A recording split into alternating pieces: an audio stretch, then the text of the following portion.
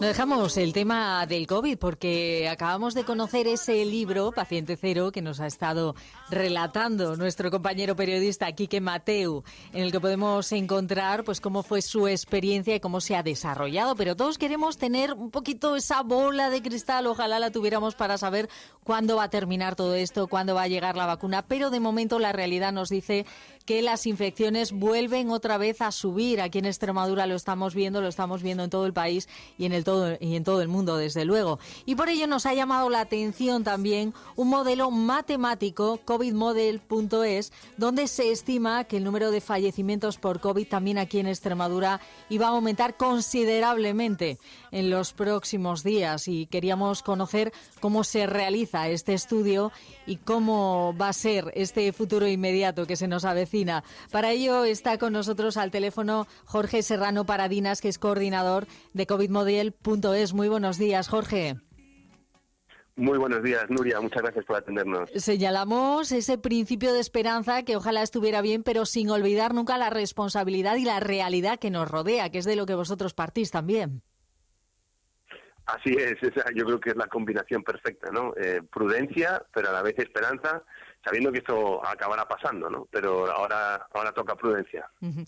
Vosotros señalabais ya hace una semana que veíamos que decíais que en los próximos 12 días, con lo cual estamos en esos días, dentro de unos pocos, se iba a triplicar el número incluso de fallecimientos. ¿Cómo habéis llegado vosotros a esta estadística, a este punto? Bueno, la verdad que utilizamos un método, la verdad, muy sencillo. Simplemente nos vamos fijando en el número de personas contagiadas que se van detectando en Extremadura y aplicamos una tasa de mortalidad que venimos observando que va ocurriendo en todas las comunidades autónomas y tenemos en cuenta que de media pasan 21 días entre que la persona se infecta y fallece en caso de que lo haga, ¿no? Que es una probabilidad baja. Ahora mismo es del 0,75% esa tasa de mortalidad. Por lo tanto, simplemente conociendo los infectados que hay hoy y llevándonos los 20 días hacia adelante con esa tasa de mortalidad, podemos calcular aproximadamente el número de fallecimientos que se van a producir. De hecho, si analizamos cuáles son los números de personas infectadas en Extremadura, pues veíamos que, que a finales de agosto, el 27 de agosto, estábamos dando cifras del orden de 50 personas contagiadas en ese día. Y hoy estamos dando cifras del orden de 360, cerca de 400 personas infectadas diarias. Es decir, ahí se han multiplicado por 4 el número de personas infectadas, ¿no? Por lo tanto, se tiene que pensar que lamentablemente también el número de fallecimientos en el futuro, a 20 días, se va a multiplicar también, ¿no? Uh-huh. Cuando nosotros dimos esa primera cifra de que el número de fallecimientos se triplicaría, era un momento en el que prácticamente no estaban ocurriendo fallecimientos, ocurría 1, 2 cada 2 días. Pues ahora los últimos datos son que el martes de la semana pasada falleció una persona en Extremadura, el miércoles 2, el jueves 3, el viernes 2.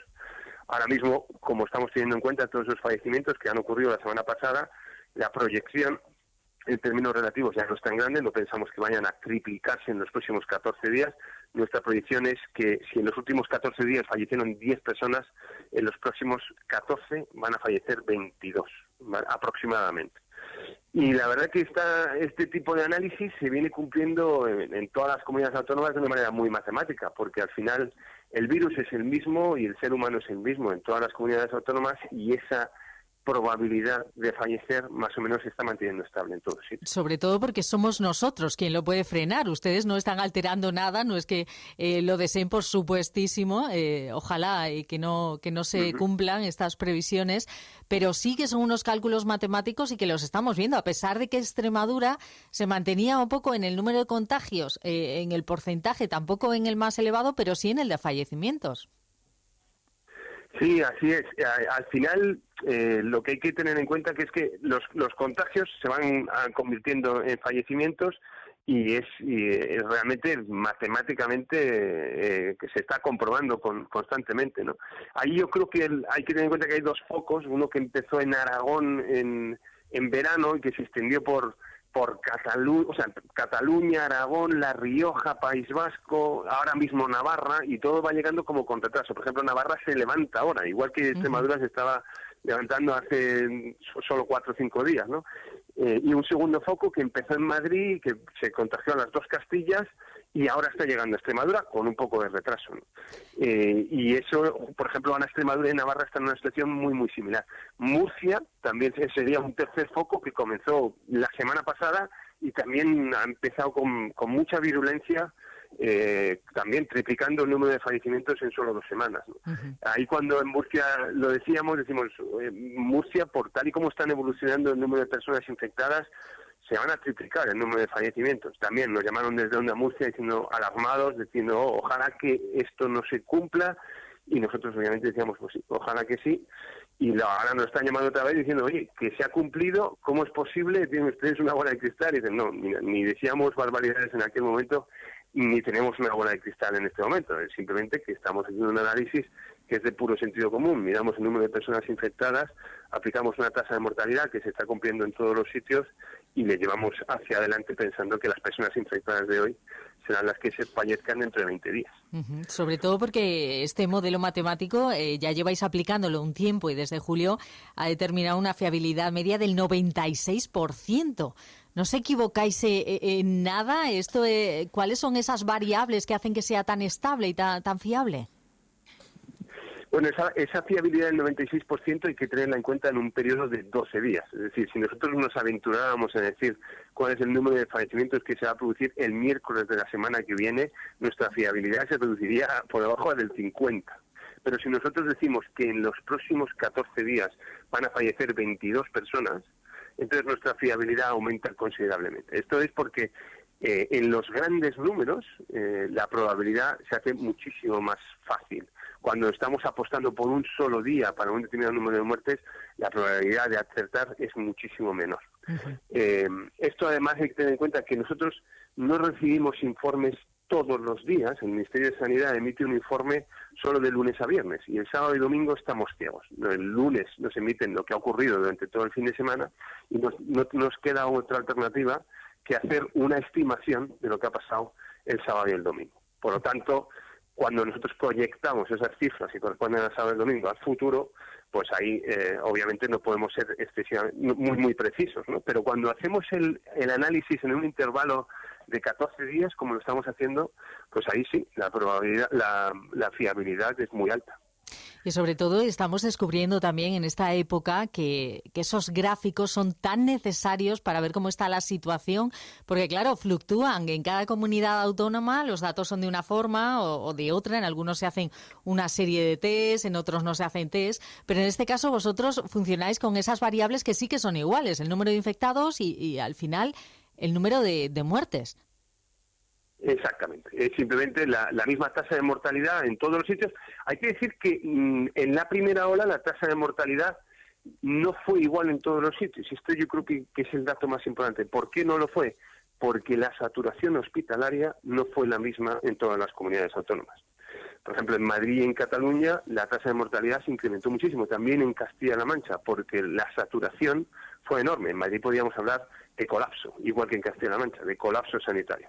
Eso hizo que, pues se establecieran filtros para la entrada de las UCIs, etcétera, y que no tuviéramos la capacidad para atender como nos hubiera gustado a todos los pacientes por COVID, ¿no? Eso incrementó la tasa de mortalidad general del 1% que empezó siendo en las primeras semanas de marzo a un 3,2% en el caso de Madrid en la última semana de marzo, primera semana de abril. En otras comunidades autónomas esa tasa de mortalidad no subió tanto. Por ejemplo, en Canarias estuvo en torno al 1,3% y no subió de ahí, ¿no? Hoy, en todas las comunidades autónomas está en torno entre el 0,5% y el 0,75% de tasa de mortalidad general. Es decir, de cada 200 personas estaría falleciendo entre 1 o 2 personas en todas las comunidades autónomas. Eso significa, ¿por qué se ha reducido la tasa de mortalidad? Lo primero, porque, como decíamos, no hay colapso en este momento. Empieza a haber saturación sanitaria en Madrid y sin duda empezará a afectar la tasa de mortalidad allí, pero en el resto de comunidades autónomas no hay colapso ni siquiera saturación. Y por tanto la tasa de mortalidad es más baja, ¿no? Y también porque es verdad que está afectando a personas más jóvenes, porque las personas mayores ahora mismo están muy concienciadas, y entonces cuando tú coges la muestra de cuáles son las personas que han sido contagiadas, la población es más joven que cuando a principios de marzo, que nos pilló desprevenidos y lamentablemente mucha gente mayor quedó contagiada, ¿no? En fin, en cualquier caso, esperamos que se pueda invertir la curva poco a poco y que vosotros también lo contéis, porque eso será con esa fiabilidad que vamos luchando entre todos, y de momento esas estadísticas son el enemigo a batir por lo que representan, no por ellas en sí mismas, que nos ayudan a saber cómo está la situación, y por ello le agradecemos que nos haya acompañado un rato esta mañana como coordinador de covidmodel.es. Jorge Serrano, muchas gracias. Muchas gracias. Si me dejas dar un último Claro dato, que sí.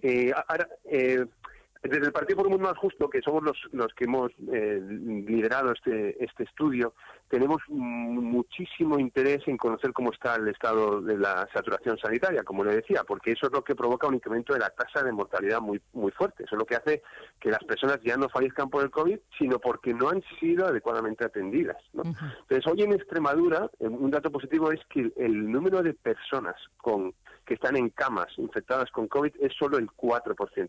Si eso lo comparamos con el 22% que es en Madrid, podemos decir que todavía estamos muy lejos de esa situación.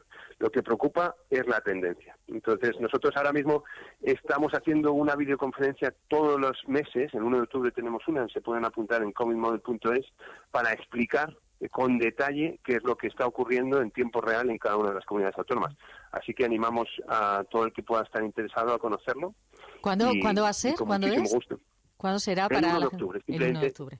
El 1 de octubre. Se entra en covidmodel.es y uno se puede apuntar. Está especialmente pensada para instituciones, empresas, administraciones públicas, porque al final nosotros lo que queremos es ofrecer este modelo. De hecho, estamos en conversaciones con el Ministerio de Sanidad para ofrecerlo para que ayude. Ellos están muy interesados y estamos a punto de tener una conversación para ver cómo podemos cooperar, ¿no? Ojalá. Pues si hay administraciones públicas, empresas o incluso familias, muchas veces son familias las que están queriendo saber qué es lo que va a ocurrir, porque tienen una boda, una primera comunión o algo todo planeado y quieren saber qué es lo que va a ocurrir, ¿no? Pues yo creo que esto lo que ayuda es a generar un poquito más de certidumbre. Esa parte más práctica también de esos datos. Muchísimas gracias por ayudarnos a entenderlo un poquito mejor en esta mañana. Jorge Serrano, un abrazo. Muchísimas gracias, Nuria.